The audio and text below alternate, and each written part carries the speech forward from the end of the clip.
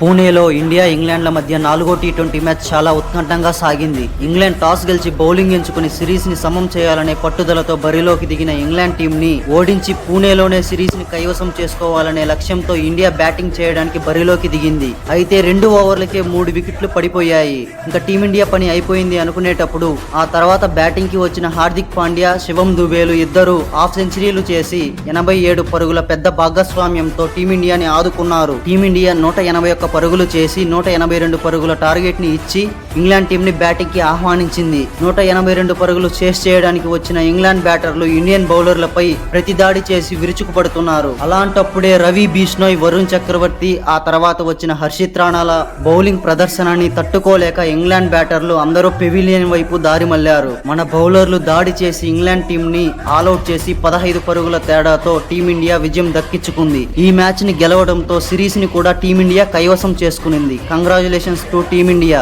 ఉత్కంఠంగా జరిగిన 4వ T20 match లో ఎవరి పర్ఫార్మెన్స్ నచ్చిందో కామెంట్ చేయండి.